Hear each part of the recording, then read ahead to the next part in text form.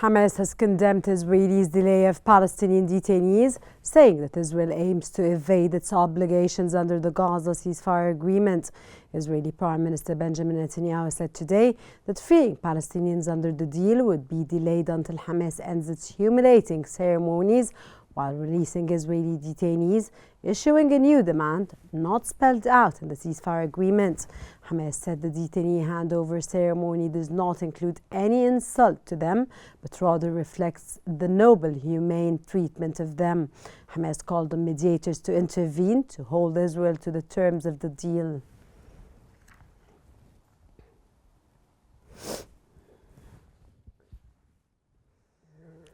The Palestinian Prisoners Society and Palestinian Detainees and Ex-Detainees Affairs Commission has announced that Israeli authorities have postponed the release of the 7th batch of Palestinian detainees to an indefinite date. The release was originally scheduled for Saturday as part of the Gaza ceasefire agreement.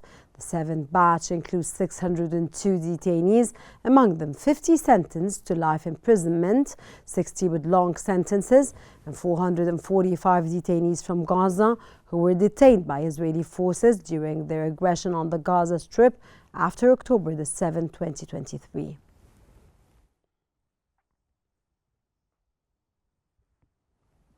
U.S. President Donald Trump has said detainees released by Hamas were not in great shape. Hamas freed 6 detainees from Gaza, the last living Israeli detainees slated for release under the first phase of a ceasefire agreement that began last month. But hours after the Israeli detainees were handed over, Israel had yet to release the more than 600 Palestinian detainees it had agreed to let go in exchange. What's going on there.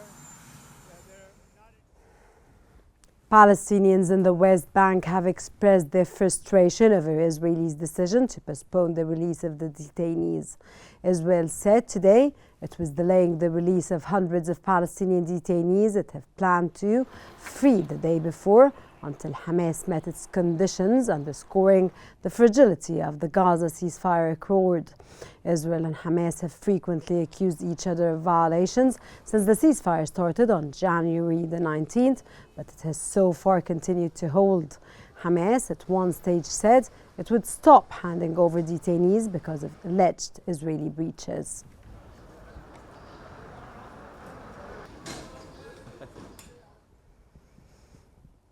U.S. Secretary of State Marco Rubio has warned that Hamas will be destroyed if it does not release all remaining detainees held in Gaza. Rubio wrote on X that Hamas' treatment of detainees, including its brutal murder of the Bibas family, further illustrates their savagery, and it's yet another reason why the U.S. says Hamas must release all the detainees immediately or be destroyed.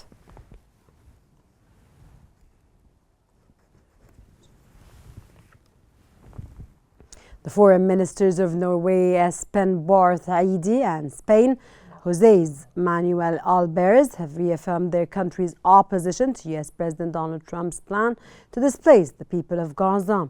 Norwegian Foreign Minister Barth expressed concern about certain indications regarding the displacement of Palestinians to other territories, calling such actions a violation of international law. Spanish Foreign Minister Albares affirmed that Gaza is Palestinian land and that Spain fully supports the Palestinian people, stating that they must remain in Gaza.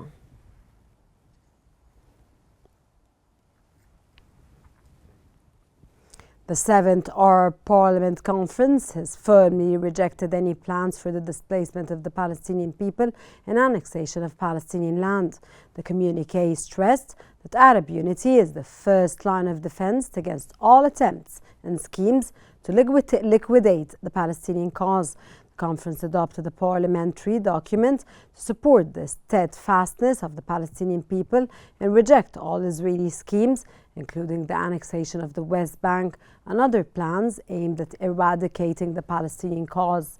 This document will be submitted to Arab leaders during the upcoming Arab Urgent Summit, which will take place in Egypt on March the 4th, 2025.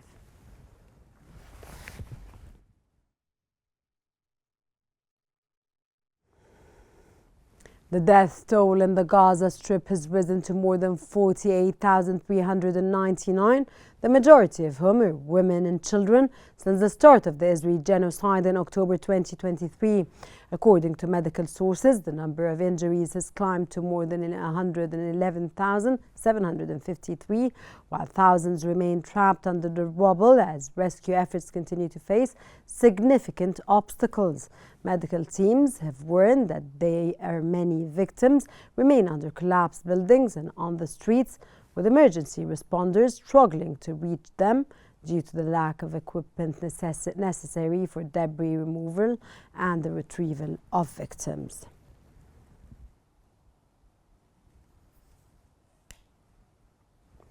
Israeli Defense Minister Israel Qnews has said 40,000 Palestinians have so far evacuated from Jenin, Tulkarm and Nur Shams refugee camps and are now empty of residents. In a statement, Qnews said he had ordered the army to stay in the occupied West Bank refugee camps for the next year. He added that UNRWA activity in the camps has also been stopped.